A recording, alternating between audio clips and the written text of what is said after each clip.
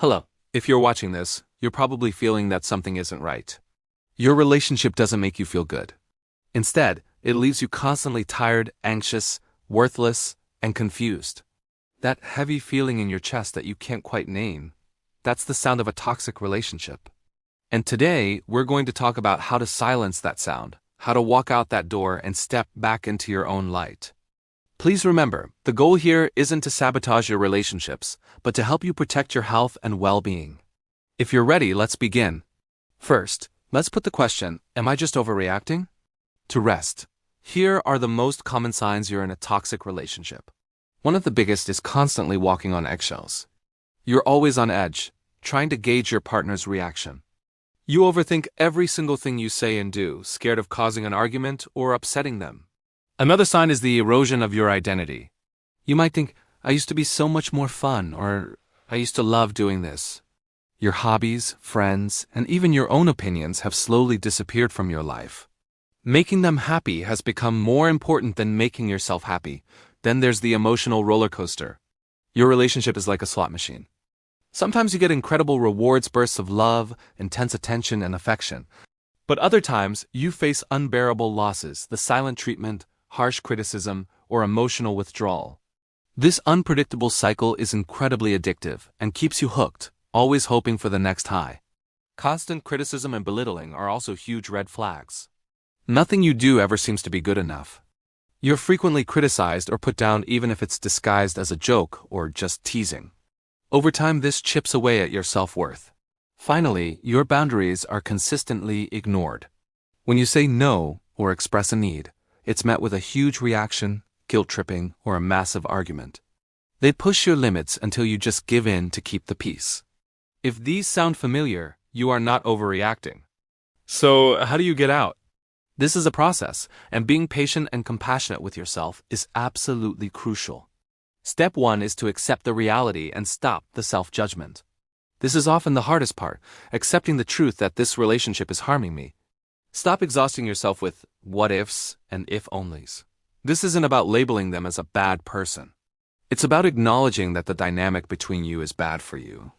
Your focus needs to be on you and your well-being. Step 2 is to create a safety plan, both physical and emotional. This is the most critical part of the exit process. If you can, start working on your financial independence. Having your own savings, even a small amount, can provide a crucial sense of security. Reach out for support. Confide in a trusted family member, a close friend, or a therapist. Simply knowing you're not alone is an incredible source of strength and can make all the difference. If you have any safety concerns, let someone know your location, especially if you plan to meet your partner.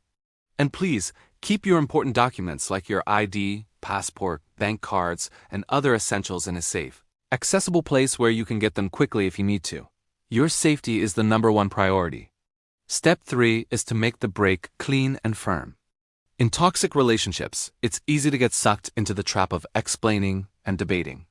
They will likely try to persuade you, make you feel guilty, or start a fight to keep you engaged. Try to keep it short and clear. A simple, firm statement like, "This relationship isn't healthy for either of us. I need to end it," is enough. You do not need to justify or over-explain your decision.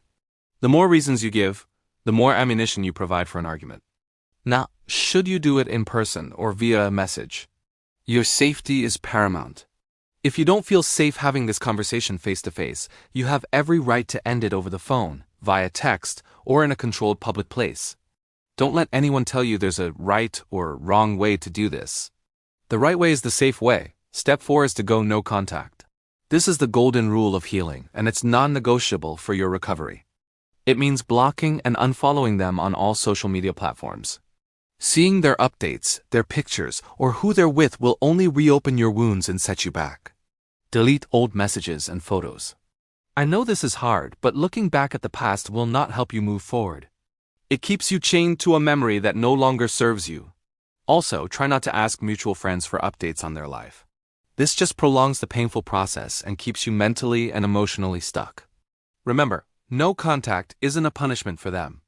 It's a profound gift of peace and healing to yourself. It tests you drawing a line in the sand and declaring that your future is more important than your past. The real journey begins after you leave. Healing is not a linear process. It has its ups and downs, so be prepared for that. The most important thing you can do is feel your feelings. Anger, sadness, confusion, longing, even moments of intense relief. Everything you feel is normal and valid. Give yourself permission to feel it all without judgment. This is also a time to rediscover who you are. Try a hobby you used to love but gave up. Go for a coffee by yourself and just enjoy your own company.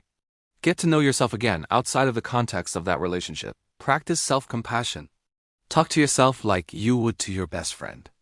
Instead of saying things like, I should have done things differently, or I was so stupid, try reframing it to, I was doing my best with what I knew at the time. This kindness is essential for healing. And please, consider seeking professional support. A therapist or counselor can be invaluable in helping you process the trauma, understand the patterns, and map out your recovery in a healthy way. Finally, celebrate the small victories. The first day you laugh again without thinking about them. The first moment you feel genuinely happy and at peace on your own. These are all huge milestones. Celebrate them. You've earned it. Leaving a toxic relationship isn't a loss. It's the greatest investment you can make in yourself. This difficult journey will transform you into someone stronger, wiser, and more self-aware than you were before. Remember, love should feel like safety, peace, and mutual growth, not anxiety, fear, and belittlement. You are so deserving of that feeling. If this video resonated with you, please consider sharing it with a friend who might need to hear these words today. You're welcome to share your own experiences or questions in the comments below. But please remember, this video is not a substitute for professional therapy. If you are struggling, please reach out to a mental health professional. Take care of yourself. There are people who love and value you. And most importantly, you will learn to be one of them. Thank you for watching, and I'll see you in the next video.